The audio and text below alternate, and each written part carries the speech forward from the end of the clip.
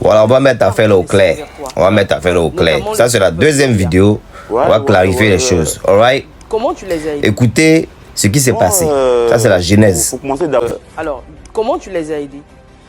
Bon, pour commencer d'abord, il faut dire que VDA sont des grands chanteurs, des bons chanteurs.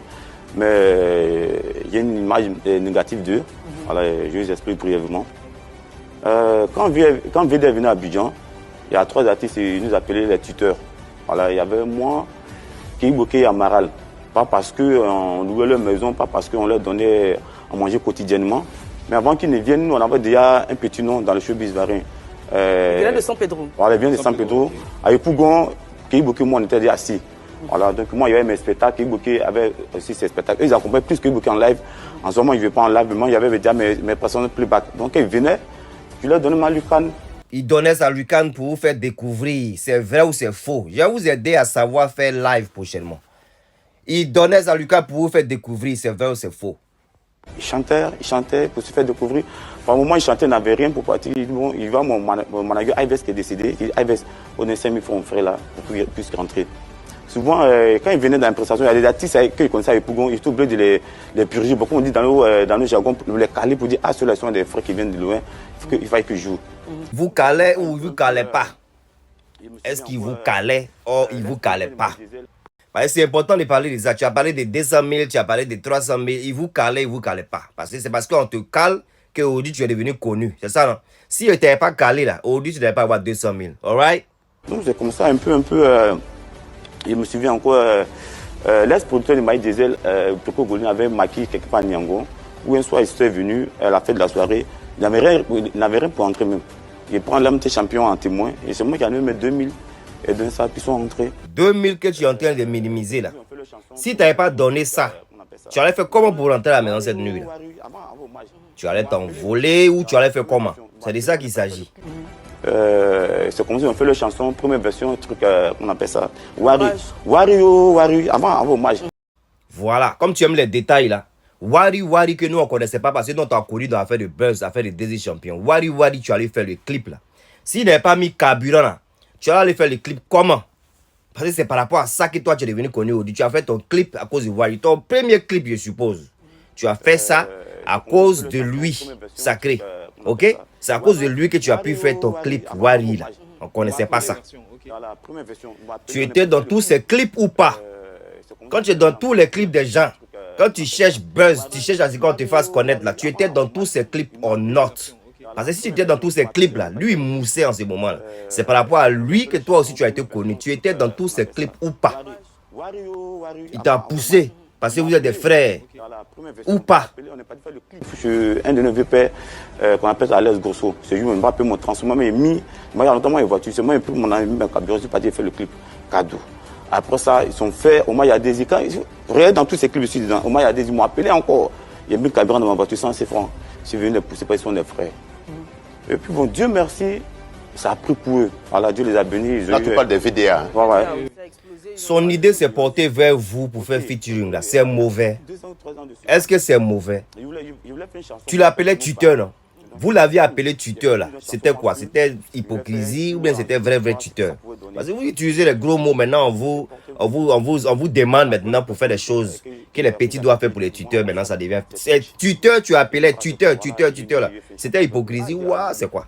Ça a explosé, ils ont le succès.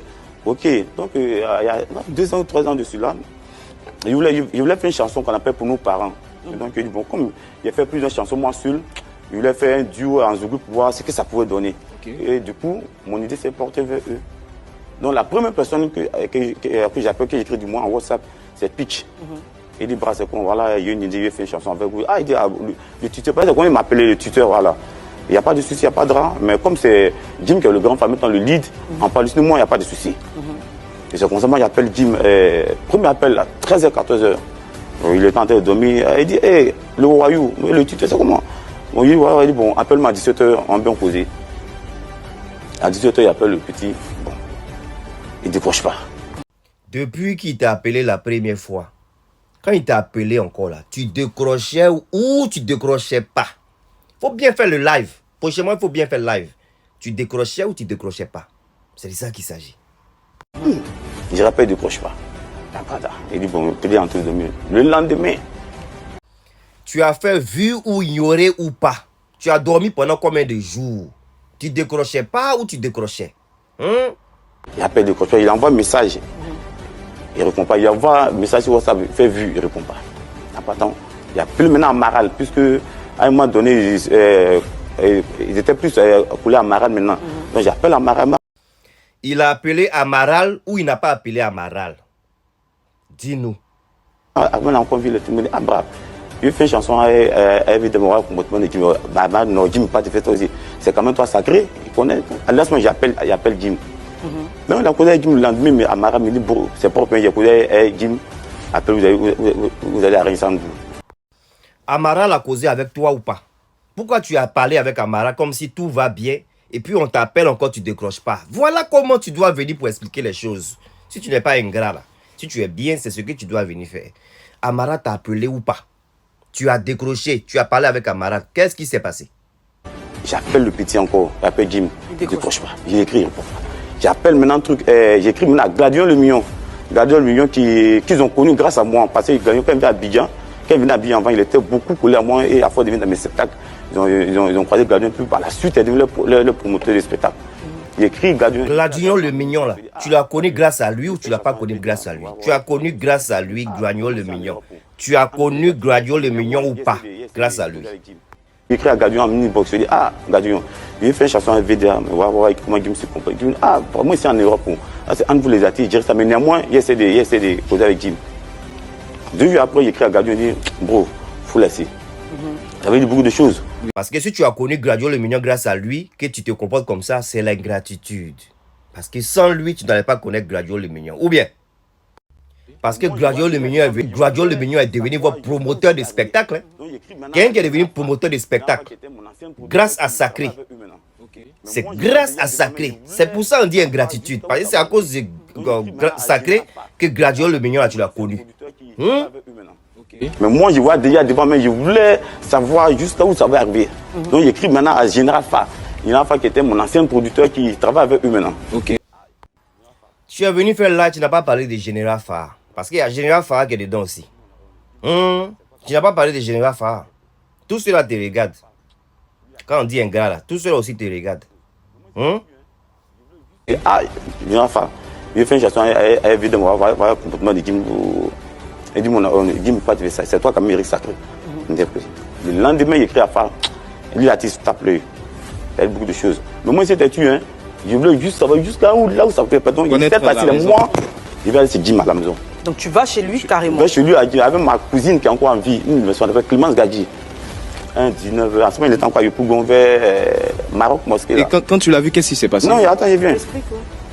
Vers Maroc Mosquée. Donc, en partant, on va à la voiture de Jim. Il dit, ah Dieu, mais c'est Jim est là. En ce moment, il était dans un studio américain, mais un chambre salon. Mais... Il a bien décrit ton salon ou pas? Il est venu chez toi ou pas? En tout cas, moi, on a trouvé la chambre, on trouve le salon. Donc, je trouve sa servante. J'étais avec ma cousine Clémence Gadji. Il va ton tonton. Elle y vient. Elle va dans la chambre, elle revient. Elle dit, tonton n'est pas là.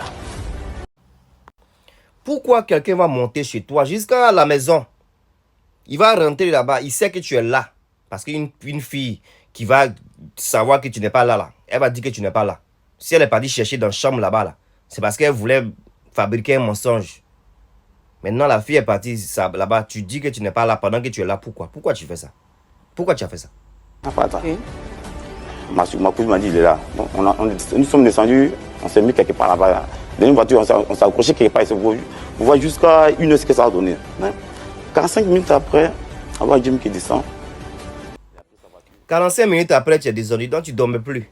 45 minutes après, tu ne savais pas qu'ils n'étaient pas partis. C'est pas gentil. Il a pris sa voiture et puis il est sorti. L'homme n'est rien. Hein? Et quand tu as voiture, tout ça, quelqu'un qui utilisait sa voiture pour toi te transporter, ou dit tu as voiture. Bravo. Tu as reçu jusqu'à tu as payé voiture. Et c'est ce que Congélateur voulait faire. Congélateur aussi, il travaille. Il travaille pour devenir quelqu'un. Il veut voir son argent pour payer voiture. Toi, il revendique ses droits. Tu dis non qu'il est ingrat. Tu as vu maintenant. Toi, tu peux payer voiture. Tu ne veux pas que Congélateur paye voiture aussi. Donc, depuis ce jour. Depuis ce jour, ne vous avez pas parlé? Non, depuis ce jour, il a arrêté de l'appeler. Ok. Et selon toi, c'est quoi la raison? Pourquoi il n'a pas voulu? Puisque Pitch avait donné son accord, il devait avoir l'assentiment maintenant de Jim, qui est le chef exécutif local. Pour toi, pourquoi il n'a pas voulu faire? Non, juste pas dans son esprit. C'est pourquoi je voulais le croire. Donc, juste à présent, quand on se voit, mon tuteur. Et malgré cela, quand tu le vois, tu l'appelles mon tuteur, mon tuteur. Tu es méchant, hein? Tu es hypocrite, hein? Parce que si tu fais ce comportement-là, ah, c'est pas bon. Genre, tu sais pas si tu as vu, tu n'as pas vu, et tu continues de le savoir. Ça, c'est l'hypocrisie dangereuse. Quand on se voit, mon tuteur, il ne sait pas qu'est-ce qu'il a animé. Et il ne sait toujours pas que tu l'avais vu ce jour-là? Non, il ne savait pas. Il savait pas. Mais il savait, il était au courant que je le cherchais pour un fit. Okay. Oui, mais quand tu allais te cacher à côté de la voiture, tu l'as vu sortir. Ça, il ne le sait pas. Non, il ne savait pas. Il va la prendre sur ce plateau. C'est sur le plateau, il va la prendre. Maintenant, Eric, moi, ce que je veux savoir, dans toute cette histoire, tu n'as vraiment rien à te reprocher? Non, rien. Souvent, il vient ici demander, moi, je n'ai jamais eu. Mais souvent, c'est. Jim, VDA, franchement, tu as perdu dans cette histoire. Ça, c'est l'ingratitude. Voilà. Donc, c'est ce qui s'est passé qui est là. On pense que dans la vie, il faut bien faire les choses. Ce n'est pas la première fois que les gens disent ça. OK? Si les gens continuent de dire cela, avec le comportement que toi aussi tu montres, bien sûr qu'ils vont continuer de le dire. Il faut te revoir. Affaire d'empoisonnement, tu as parlé aussi dans ton live là. C'est pas bon. Voilà. Le jeune frère, il n'a jamais parlé de quelque chose d'empoisonnement. Toi, tu parles déjà, son comportement, c'est quelqu'un qui peut vous empoisonner. Ton idée va dans les trucs bizarres. Pourquoi? Adama.